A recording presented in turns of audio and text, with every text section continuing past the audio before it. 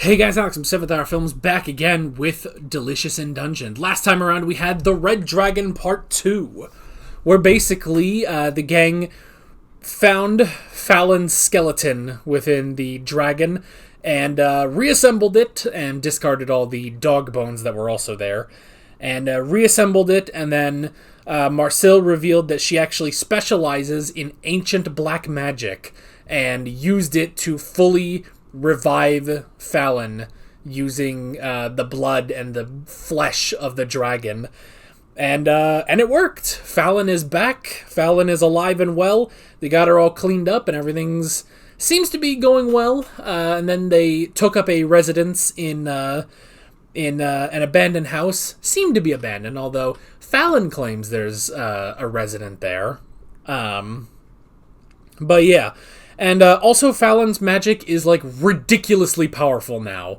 So yeah, some things she's not exactly the same way that she was, but she is also still a nerd because she geeks out with Laios when they talk about eating monsters and stuff. So yeah, that is pretty much where we left off. Like always, the reaction is down in the description and in the pinned comment for your viewing pleasure. So let's go ahead and jump right into this episode of Delicious in Dungeon. Here we go.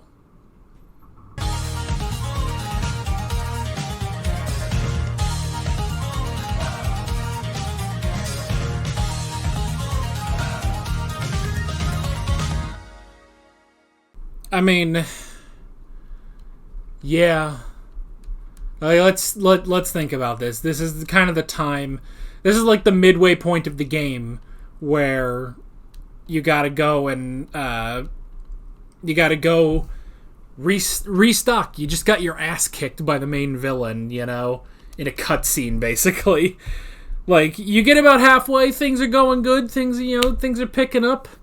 Then the villain comes in, bitch slaps you in a cutscene, and it's like, ah man. What do? We gotta go get stronger. We gotta be sure we're ready so that when we go, we can bitch slap them. You know? It does mean leaving Fallon behind, but maybe we can regroup. Heck, if we could like merge parties too, like if we get was it Toucan? What was his name? The old guy?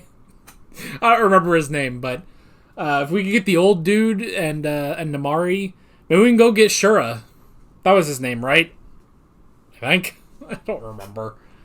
I remember Namari. That's the important one. So, poor Fallon.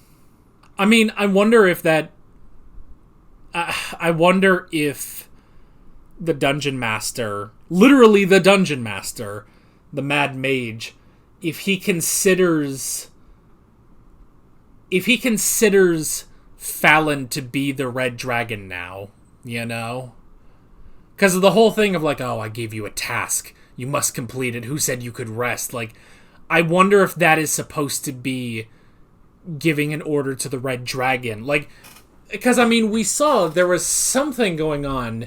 Like, Fallon and Laios separated for a while. But then, they came back. They came back together. They formed this team.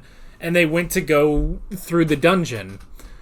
So either Fallon had ulterior motives, or Fallon now genuinely is the Red Dragon and has to take on that burden, you know? I don't know. Man, I hate, like, the immediate, like, if you want me to hate a villain in anime, the fastest way of doing that would be having them look at one of the heroes and call them trash. Like, that happened so much in Black Clover. It literally happened in one of the episodes I recorded today, you know, for this week. And then now it's happening in Delicious in Dungeons. Like, man, that was actually one of the nice things about Frieren is that never happened because Frieren was too OP. Actually, all three of them were, you know? I guess, you know, Zedia kind of, you know, dunked on Frieren a bit, but even still, you know?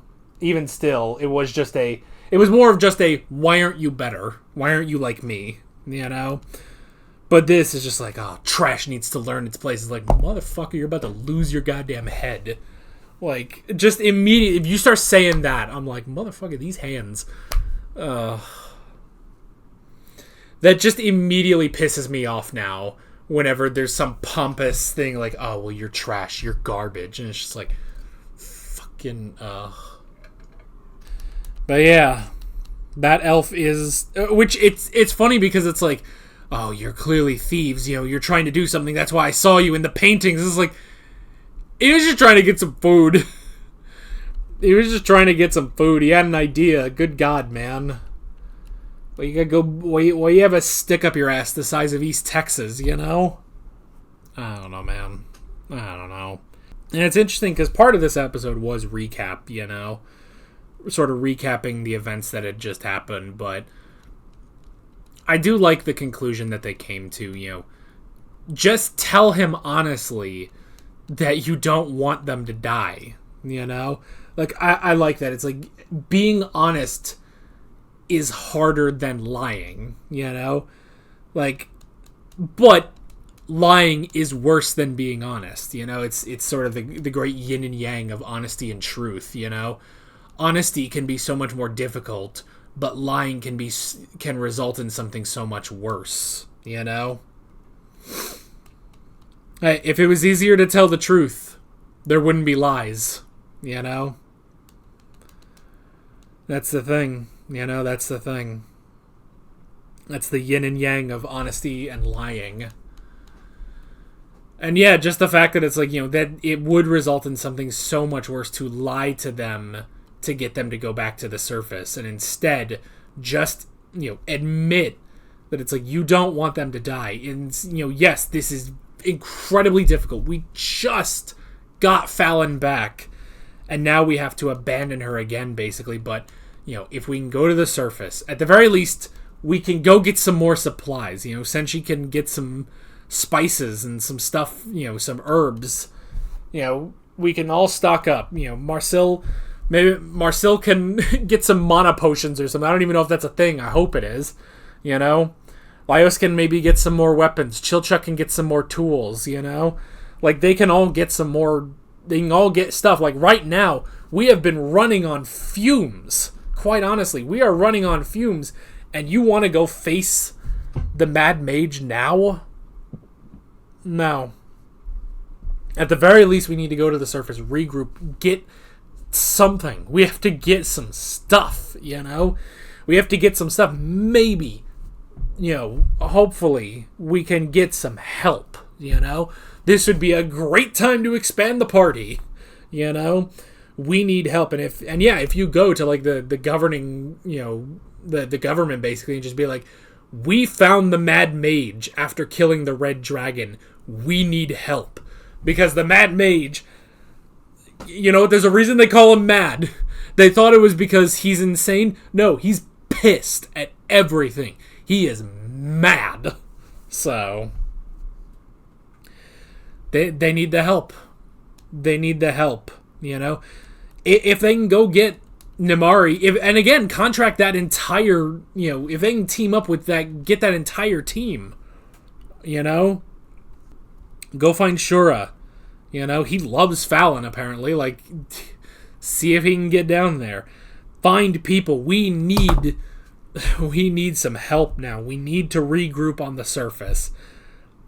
As difficult as that is, because it means leaving Fallon down there for even longer, but they gotta do it. They literally have been running on fumes, pretty much since the Undine.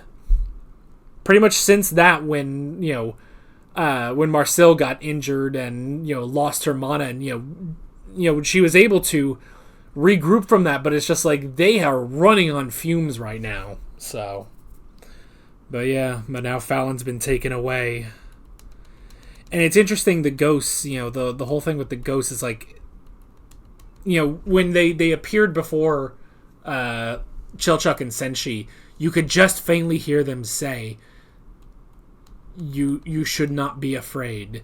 There's no need to be afraid, It's like these ghosts don't seem to be malicious. And even, when they encountered one with the orc girl, it's just like, don't be afraid. They're just the residents of this town, basically. And it's like, I wonder if, because the Mad Mage talked to talk to the ghost. You know, it's like, oh, it doesn't matter. You know, the thieves are gone now and stuff. And it's like, I wonder how much...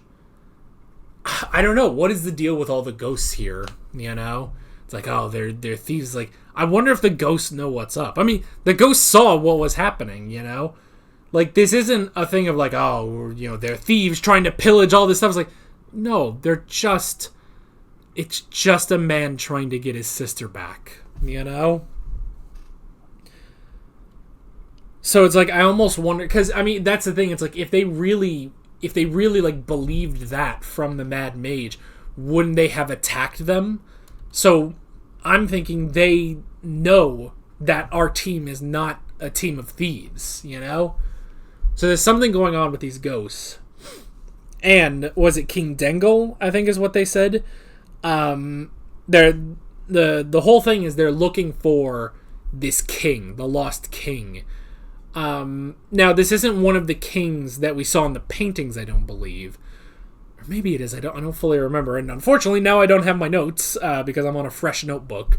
So I don't know.